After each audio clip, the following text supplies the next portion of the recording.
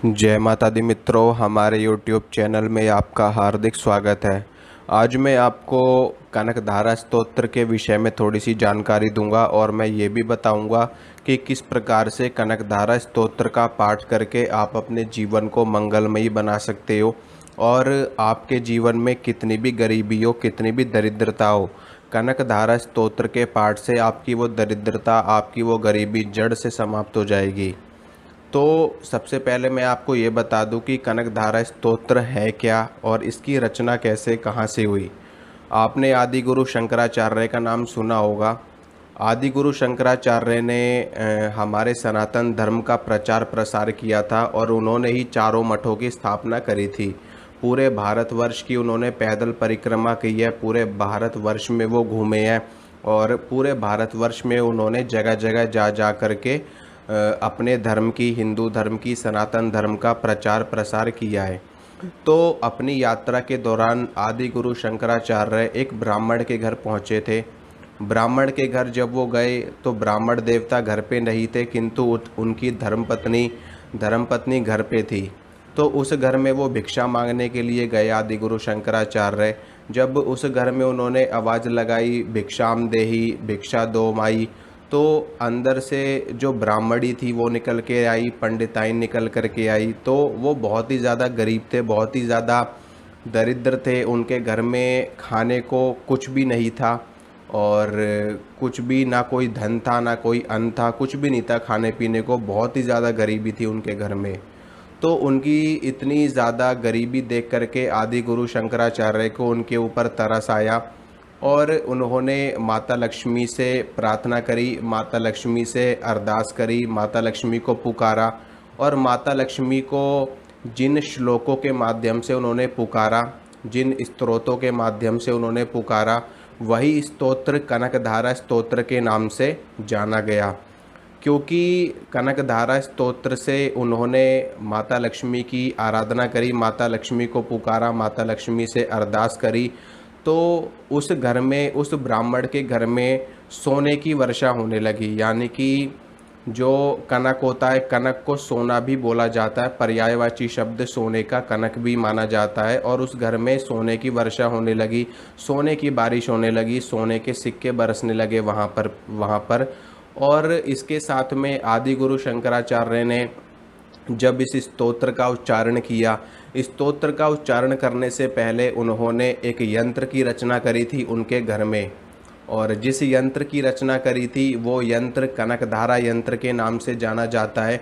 और जिन श्लोकों से उन्होंने माता लक्ष्मी की स्तुति करी थी, वही स्तुति, वही श्लोक आज कनकधारा स्तोत्र के नाम से जाने जाते हैं।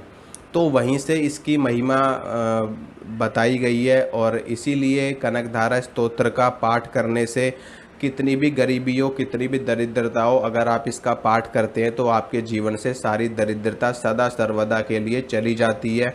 और कनकधारा, कनकधारा का मतलब होता है, कनक का मतलब होता है सोना और धारा का मतलब होता है एक प्रवाह। यानी कि जिस प्रकार से जल की धारा निरंतर प्रवाहित होती रहती है, उसी प्रकार से जो भी व्यक्ति इसका पाठ करता है उसके जीवन में धन की धारा सदा प्रवाहित होती रहती है। उसके घर में सोना चांदी, ऐश्वर्य, वैभव, धन संपदा इतनी अधिक आती है और सदा सर्वदा के लिए विराजमान रहती है। एक धारा प्रवाह की तरह उसके जीवन में धन का आगमन होता रहता है। तो इस स्तोत्र का पाठ कैसे किया जाए, इस यंत्र को स्थापित कैसे किया जाए, इसके विषय में मैं आपको जानकारी देता हूँ।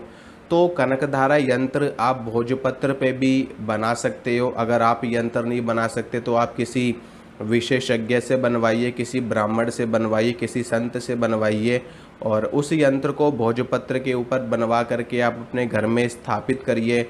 अन्यथा आप बाजार से, मार्केट से कनकधारा यंत्र को लेकर के भी आ सकते हैं, जो तांबे पे बना हुआ होता है। तांबे पे जो बना हुआ यंत्र होता है आप उसको लेकर के आइए। उसको अपने घर में सबसे पहले शुद्ध करिए, उसको पवित्र करिए, फिर उसके बाद में अपने घर में आप स्थापित करिए, अपने पूजा घर में। यंत्र को स्थापित करने से पहले आप यंत्र को पंचामृत में स्नान करवाइए। पंचामृत में होता है गाय का दूध, होता है दही, होती है शक्कर, शहद और उसमें गंगा जल, ये सारी चीज़ें होती हैं। इन सारी चीज़ों को मिला करके पंचामृत बना करके आप उसको स्नान करवाइए और उसके बाद में उसको आप अपने पूजा घर में स्थापित करिए। कनकधारा यंत्र के सामने आप धूप दीप जलाइए, देसी घी का दीपक जलाइए, धूप बत्ती अगरबत्ती जलाइए, पुष्प अर्पित करिए और उसके बाद में आप कनकधारा स्तोत्र का पाठ करिए।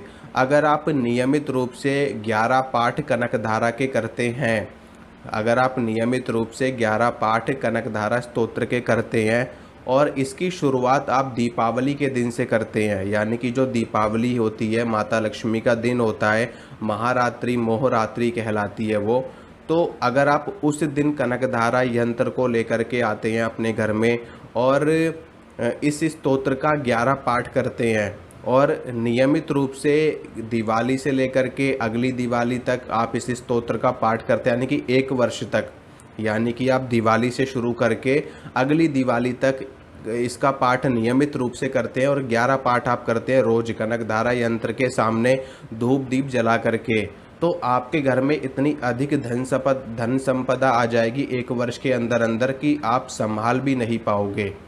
ठीक है, कुछ भी नहीं करना, कोई विशेष नियम नहीं है, कोई विशेष विधान नहीं है, किसी प्रकार का कोई इसमें वो परहेज नहीं है। बस आप धूप बत्ती जलाइए, एक देसी घी का दीपक जलाइए, माता लक्ष्मी को प्रणाम करिए और उसके बाद में कनकधारा स्तोत्र का पाठ करिए। ये कनकधारा स्तोत्र आपको पूजा पाठ वाली दुकानों पे आसानी से मिल जाएगा और ये संस्कृत में भी होता है और उसके साथ में हिंदी में भी होता है। तो अगर आप संस्कृत नहीं पढ़ सकते तो आप हिंदी में पाठ करिए, नहीं तो आप संस्कृत और हिंदी दोनों में पाठ करिए, उच्चारण सहित पाठ करिए, अनुवाद सहित में इसका पाठ करिए, ताकि इसका भावार्थ आपको समझ में आए और माता लक्ष्मी की स्तुति हो सके। वास्तव में कनकधारा स्तोत्र माता लक्ष्मी की एक स्तुति है। जिस प्रकार से श्री सूक्तम माता लक्ष्मी की स्तुति है, उसी प्रकार से ये भी माता लक्ष्मी की स्तुति है और इसका पाठ करने से माता लक्ष्मी बहुत ज़्यादा प्रसन्न होती हैं साधक पे, भक्त पे, और मनोकामना पूरी करती है और धन इत्यादि प्रदान करती हैं। तो ये है कनकधारा स्तोत्र के विषय में थोड़ी सी जानकारी जो मैंने आपको दी। अगर आपको अच्छी लगी हो, पसंद आई हो, तो वीडियो को लाइक करिए, वीडियो को शेयर कीजिए और चैनल को सब्सक्राइब कीजिए, ताकि मैं जो भी वीडियो डालूँ उसकी नोटिफिकेशन आपको तुरंत मिल सके। मिलूँगा आपसे अगली वीडियो में। जय माता दी।